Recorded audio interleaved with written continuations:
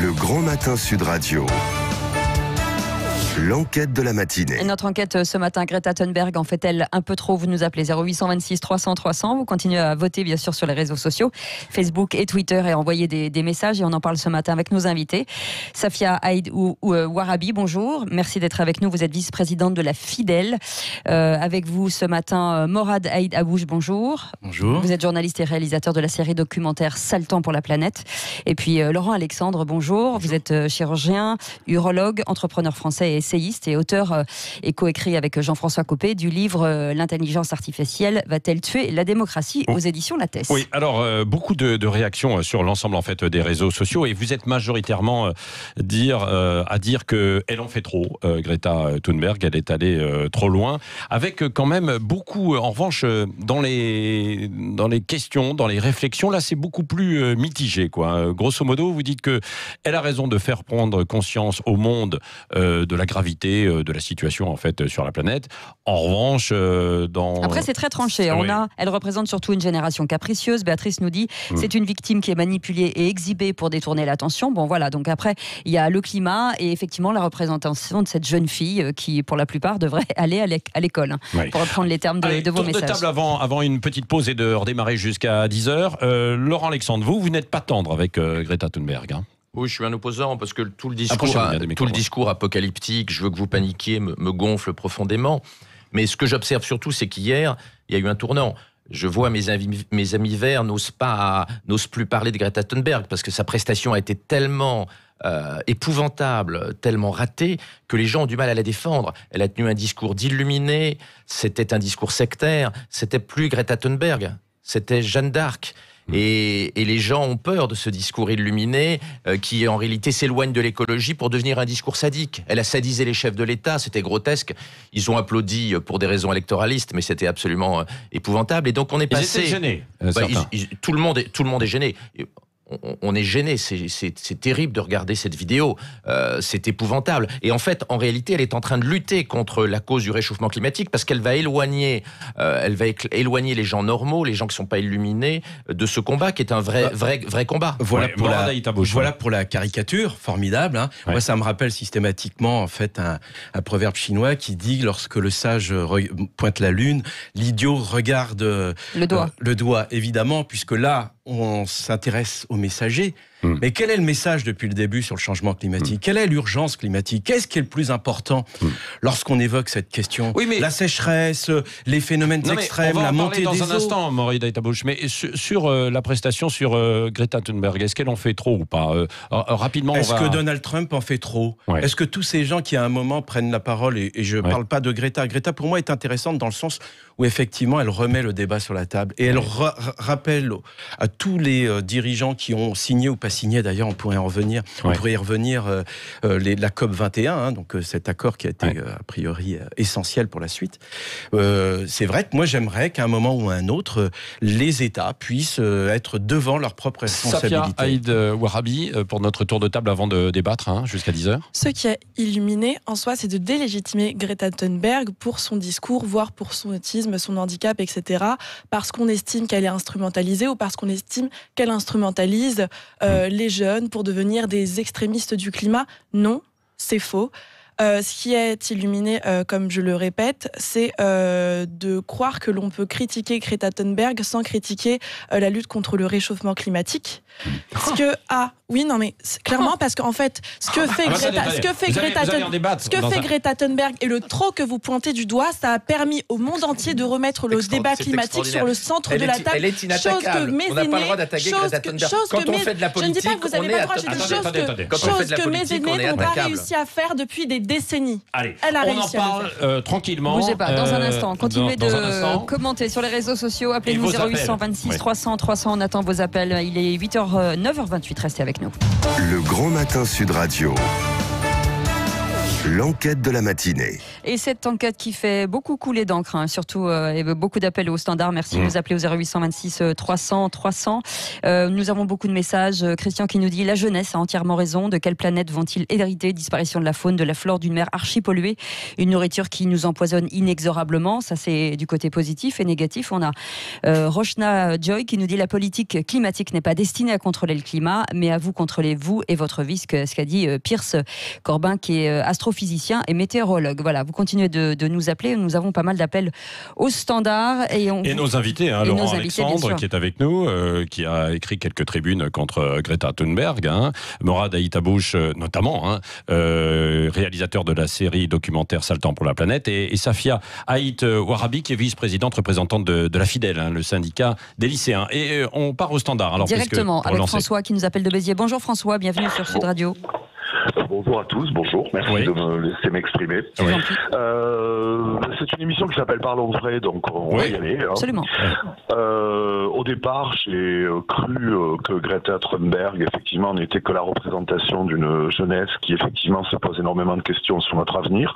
Et je partage tout à fait cette opinion, il est temps de réagir. Mon premier reproche à son égard, c'est que nous sommes une civilisation qui s'est reconstruite après-guerre et qu'on ne peut pas remettre en question du jour au lendemain un modèle de consommation. Et du reste, nous y travaillons, des gens y travaillent, voilà. Le deuxième conseil que j'adresse à Greta Thunberg, c'est que l'avenir se profile. Nous sommes dans un sacré bourbier climatique et écologique. J'aurais préféré l'entendre lancer des appels à la jeunesse mondiale afin qu'elle se lance dans des recherches et des études sérieuses afin de nous proposer un plan pour nous en sortir au lieu d'haranguer les foules. Et ma troisième question, puisque vous avez des invités, voilà, je voudrais qu'on m'explique que fait Louisa Marie Neubauer, qui est autre que la présidente de One Foundation, groupe et organisation financée totalement par George Soros et ses milliards. Donc Greta Thunberg est une poupée manipulée par du gros capitalisme idéologique, et cette petite doit retourner très rapidement à l'école. Et une dernière chose, et je terminerai sur ça, il faut cesser de mettre Greta Thunberg, et votre invitée femme vient d'en faire la démonstration, elle n'est inattaquable, et merci à Alexandre pour sa défense, je le félicite, je suis d'accord avec lui, je le soutiens. Ça suffit, cette petite est critiquable, nous avons le droit de nous exprimer. L'écologie n'est pas une dictature de la pensée, l'écologie ce n'est pas de la politique, nous avons tous de l'écologie en nous, et ce n'est pas le monopole de George Soros, de Neubauer et de Madame Greta Thunberg. Bon, écoutez, non mais François, en fait c'est bien parce que vous relancez, vous remettez la pièce dans la machine qui est nécessaire, hein, c'est vrai, pour en débattre. Morad Aïtabouche va vous répondre dans un premier temps. Quand j'entends notre auditeur dire que Greta... Oui, effectivement, François, quand j'entends François dire que Greta devrait proposer des pistes justement pour s'adapter au changement climatique, je dis non. C'est pas son rôle, encore une fois. Elle renvoie aux scientifiques. Aujourd'hui, la parole est aux scientifiques sur les questions du changement climatique. Le reste importe peu. Aujourd'hui, ce qu'elle fait, c'est finalement dire « écoutons les scientifiques parce qu'il y a une urgence climatique ». C'est ça le message le plus important. Le messager, encore une fois, à la limite, permet de remettre sur le débat la question de l'urgence climatique. Et les gouvernants qui, à un moment, font du blabla, des beaux discours, etc., on attend l'action. Quand Emmanuel Macron, le président français, dit « il faut agir, agir, agir », et il le répète, pour l'instant, on attend des éléments de cette action. En France, si on regarde par rapport en fait, à l'ensemble de la planète, on est plutôt pas mal placé. C'est-à-dire effectivement sur les émissions de gaz à effet de serre, c'est sûr que les Allemands qui utilisent le charbon, clairement, on est très en avance. La Chine, les États-Unis, l'ensemble en fait des pays d'Amérique latine, d'Afrique aujourd'hui. On oublie souvent de préciser que la Chine, l'Inde et l'Afrique polluent parce qu'ils produisent pour nous. Parce qu'on délocalise de plus en plus aujourd'hui. Non mais attendez, ils produisent pour eux, pour vendre, pour vivre, et ensuite ils nous vendent à des prix défiant toute concurrence. Bah oui, c'est vrai. Mais il n'empêche qu'ils polluent pour des raisons. Et ensuite Laurent Alexandre. Pour répondre à votre auditeur en tant que. Oui, mais c'est adressé à vous directement. Bien sûr, et à vous tous.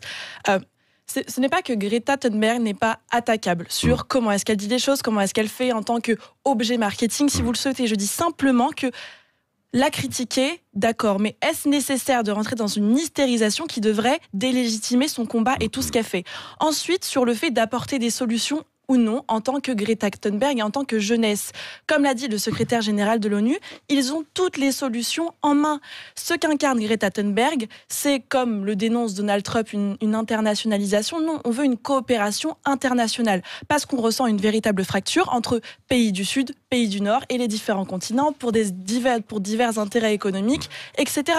Donc, en fait, Greta Thunberg incarne notre cause pour de véritables raisons. Ouais. Après, à vous de critiquer sur son mode de faire communication, ou pas, finalement, en quelque sorte. On ne peut pas critiquer comme le fait monsieur Laurent Alexandre, sous peine de délégitimer le combat. Oui, Laurent Alexandre. Vous délégitimez le combat. Est-ce que vous croyez à ce réchauffement climatique ? Bien sûr, moi je ne suis pas un climato-sceptique et on ne trouvera pas un seul article de ma part. Je crois au réchauffement climatique. C'est pour ça c'est pour ça que je suis pro-nucléaire. C'est bien parce que je crois à l'urgence climatique. Je suis très frappé de voir que Greta Thunberg vient d'attaquer la France, alors que la France est le bon élève en matière de CO2.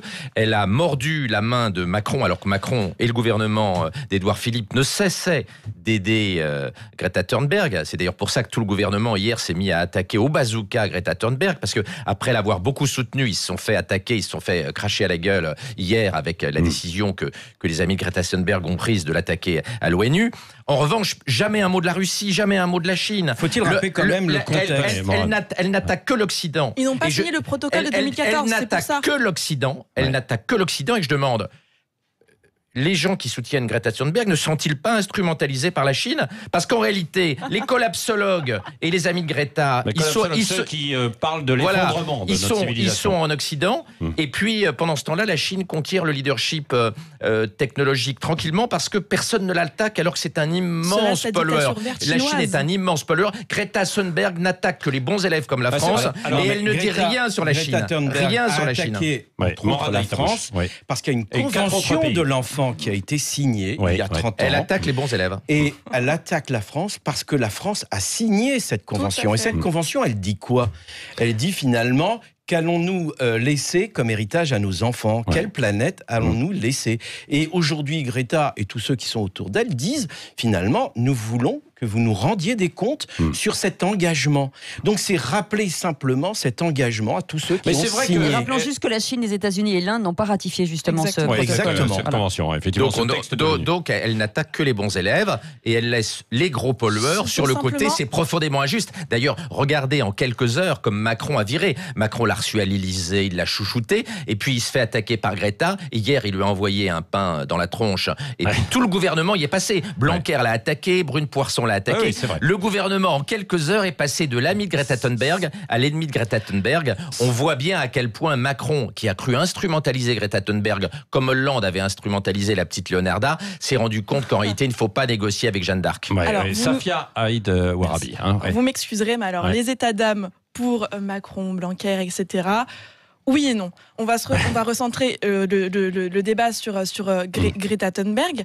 Mais alors, premièrement, les plus grands pollueurs n'ont pas signé le protocole et en fait, c'est critiquable de ne pas attaquer frontalement les États-Unis, l'Inde. Mais en fait, là, ce sont des questions purement juridiques. En fait, Greta a simplement saisi une administration à l'ONU qu'est le Comité des droits des enfants. Donc, on ne l'entend jamais sur la Chine. On ne l'entend jamais sur la Chine. Mais je pense que vous n'avez pas regardé tout son travail. Vous n'avez pas regardé le travail des jeunes. Tout à l'heure, vous disiez que vous étiez renseigné sur les revendications des jeunes. Vous êtes incapable de me donner le nom d'une organisation de jeunesse qui organise des marches pour le climat. C'est dommage parce qu'on a une vraie perte de temps aujourd'hui sur un débat qui finalement... Non, mais quand je dis ça, pourquoi je dis ça ? Parce qu'aujourd'hui...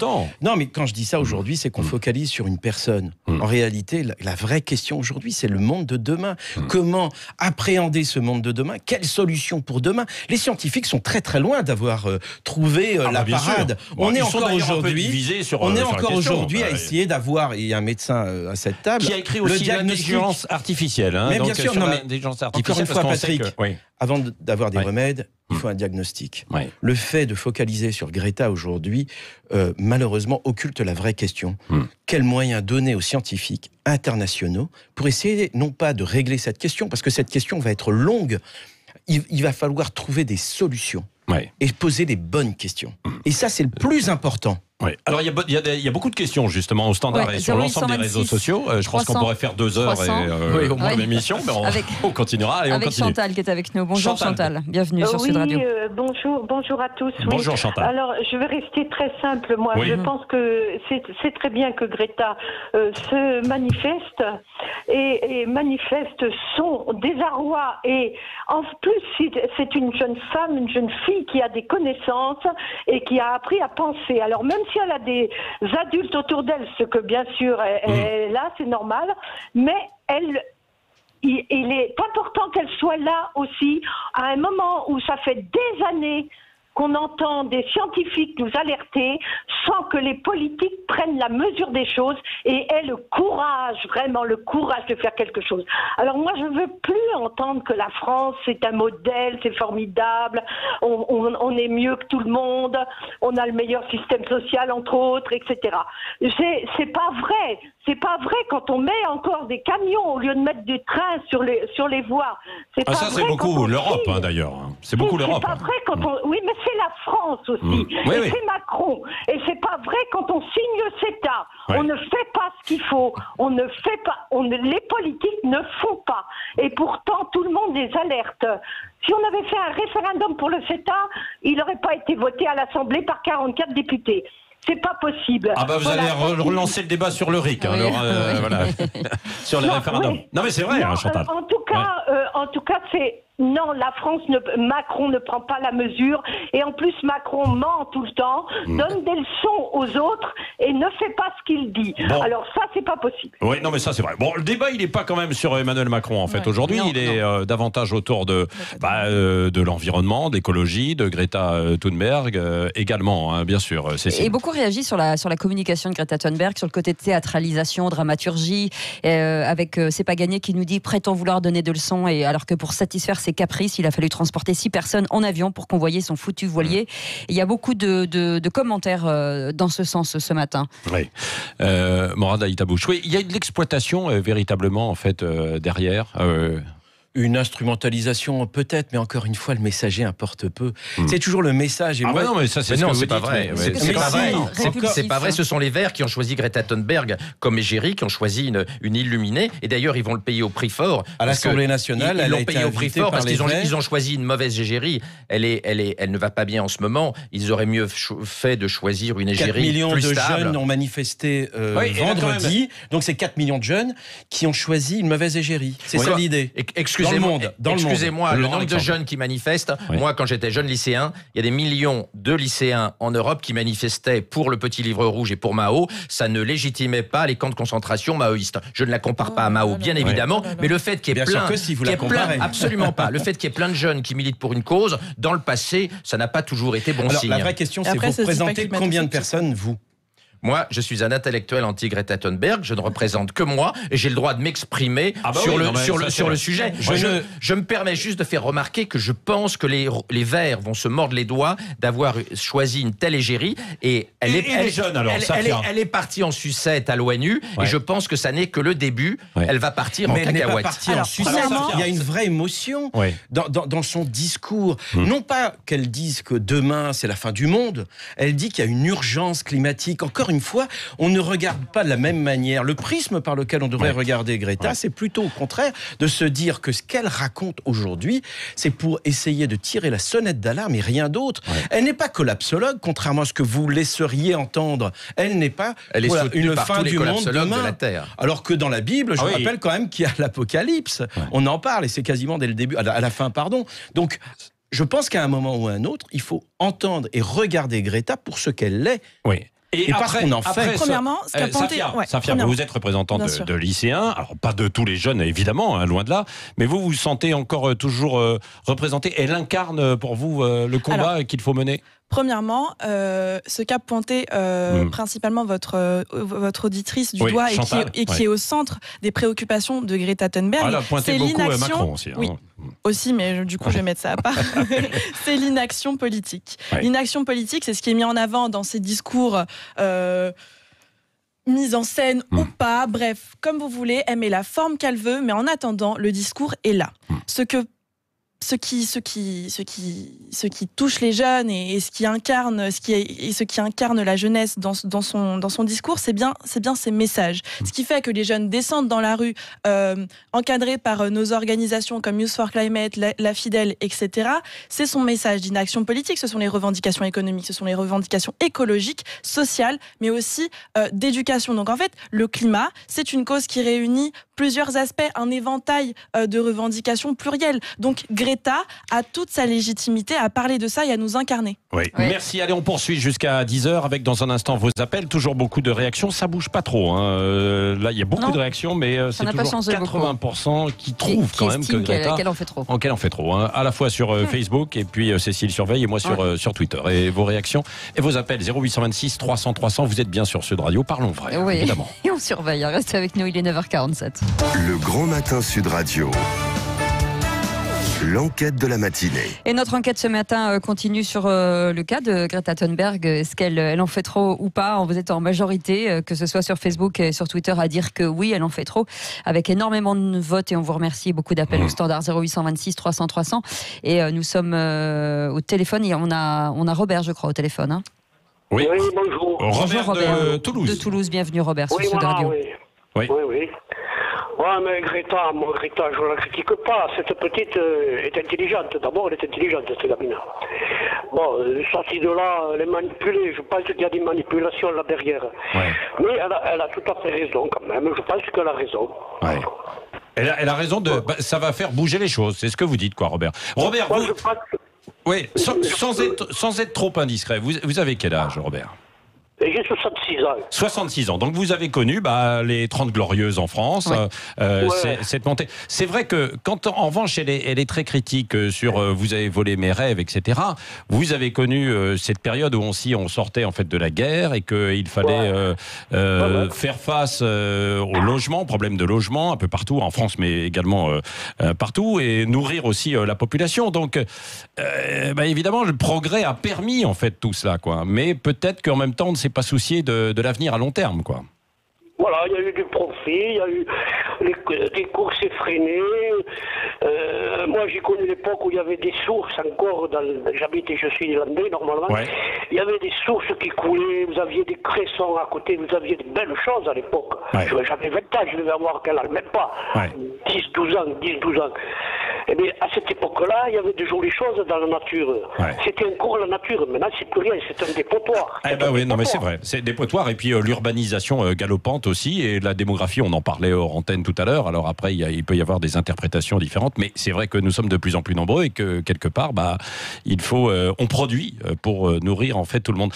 Laurent Alexandre, vous avez entendu Robert, il dit cette petite, moi, j'aime bien parce qu'elle secoue un peu le cocotier. Hein. Grosso modo, c'est ça, quoi, Laurent Alexandre. Oui, mais ce que je regrette, c'est que comme elle est illuminée, en réalité, elle est en train d'entraîner plein de gens dans le désintérêt par rapport à l'écologie. Regardez votre sondage. Robert, 80% des gens maintenant trouvent qu'elle en fait trop. Oui, et donc, les gens qui réalisent qu'elle est complètement illuminée vont s'éloigner du combat écologique. Et moi, personnellement, qui ne suis pas du tout climato-sceptique et qui suis pour diminuer le CO2, qui suis pour un impôt très fort, une taxe sur le CO2 très forte, je suis désolé de voir qu'à cause de la personnalité très clivante et illuminée, quasi sectaire de Greta Thunberg, les gens vont s'éloigner du combat écologique. En réalité, Greta Thunberg aujourd'hui est en train de faire du mal à la cause écologiste. Alors, petite question, Laurent Alexandre. Et Safia... Est-ce que Donald Trump est plus crédible lorsqu'il dit que le changement climatique est une invention des Chinois? Est-il plus légitime que Greta? Je suis un antitropiste. Tu vas pas me mettre dans le camp de Trump. Je suis un antitropiste. Aujourd'hui, la question... Mais je suis un anti-Greta Thunberg aussi. Et je pense que les Verts doivent prendre des égéries qui soient moins illuminées. C'est peut-être insulter les gens que de penser que sous prétexte que Greta en fait trop, ils vont se détourner de la cause climatique. Regardez le sondage. Oui, mais c'est un sondage, c'est pas un référendum en France. Les gens vont se détourner de la cause écologique si on met des illuminés à l'antenne. C'est une tendance. Non, mais c'est une tendance, mais on peut aussi instrumentaliser les chiffres. Et pour moi, ils ne valent que ce qui va. Non, mais encore une fois, c'est intéressant d'entendre vos auditeurs. Ce sont les gens qui votent sur Sud Radio. Bien sûr. Avec toute humilité. Donc ça veut dire qu'on ne va pas non plus en faire des généralités. L'important aujourd'hui, c'est de dire qu'effectivement, quelle que soit la personnalité de Greta, tous ceux qui à un moment ou à un autre prennent la parole pour dire renvoyons la parole aux scientifiques, ceux qui travaillent pour mieux connaître aujourd'hui cette urgence climatique. Si on arrive clairement à leur donner la parole de plus en plus, vous verrez que les solutions vont émerger. Pourquoi je dis ça? Moi, j'ai commencé cette collection sur le changement climatique, Ça le temps pour la planète, en 2006. Ouais. À l'époque, certains interlocuteurs me disaient que c'est moi qui avais le réchauffement du cerveau parce que j'évoquais cette question, comme vous dans votre livre, il y a écrit il y a 20 ans. Personne, c'est ce qu'on disait. Oui, c'est ça, exactement. Et donc, la question aujourd'hui évolue. Et elle évolue gravement parce que les gens commencent à voir un peu comme Saint Thomas. Et c'est ça qui est le plus important. Moi, j'ai fait plus de 50 pays dans le monde pour voir les effets du changement climatique. Les pays du Sud, c'est vrai, sont beaucoup plus touchés. Parfois à cause des pays du Nord, mais pas seulement. Aujourd'hui, le changement climatique est discriminatoire.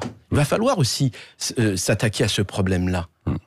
Safia Aïd Warabi, pour terminer et conclure avec vous, parce qu'on va arriver au terme en fait. Monsieur Alexandre Laurent, je commence vraiment à croire que vous êtes jaloux de Greta Thunberg. Entre je suis anti-trumpiste, je suis écologique, je suis. Au bout d'un moment, on va pas s'en sortir. Critiquer autant de fois que vous voulez la forme que met Greta Thunberg à son combat. En attendant, quand la jeunesse de 15 à 19 ans se mobilise en France, c'est tout un pays qui regarde et qui soit la soutient, soit panique. Donc en attendant, on a une véritable force de mobilisation qui permet de remettre au centre de la table la question climatique. Au centre du village, comme on dit en fait souvent. Oui, mais moi j'ai la conviction contraire, et notamment depuis ce discours catastrophique à l'ONU, je pense que Greta Thunberg est devenue la pire ennemie de l'écologie et qu'il faut maintenant une égérie qui ne soit plus illuminée comme Greta Thunberg. Est-ce que la panique est une bonne méthode? La panique n'est pas une bonne méthode, et on voit que la France est le pays le plus pessimiste du monde, plus pessimiste encore que les Afghans. D'en remettre une couche et de paniquer la jeunesse, c'est très, je trouve que c'est très critiquable. En tant que chirurgien, je vois des gamins qui viennent me voir et qui me disent comment fait-on pour se faire stériliser parce que je ne veux pas faire d'enfants, parce que je veux diminuer mon empreinte CO2. Non, on a ça fait quand même très mal au cœur dans un continent dont la démographie s'effondre en plus, de voir des gamins qui veulent se stériliser à des fins écologiques. Merci. On va pas. Non mais c'est vrai que ça. Non mais c'est vrai que ça arrive. C'est vrai que ça arrive. C'est une extrême minorité. Là, on parle d'une jeunesse globale. Et en fait, on en fait des généralités. Il faut arrêter avec les discours apocalyptiques. On essaye de mettre en lumière des comportements assez improbables pour délégitimer une cause. Bon, merci. On ne vous mettra pas d'accord en tout cas. Merci en tout cas d'avoir été avec nous ce matin. Merci d'avoir été avec nous. Le combat contre le changement climatique. Oui, ça le temps pour la planète, et représentante du syndicat lycéen Safia Aïd Warabi. Et vous étiez très nombreux à voter et à nous appeler au 0826 300 300. Pardon si on n'a pas pu prendre tout le monde. Dans un instant, Valérie Expert. Oui, c'est ça, Valérie Expert. Et puis nous, on se retrouve demain, Patrick. Oui, absolument. Passez une belle journée avec Sud Radio. Salut.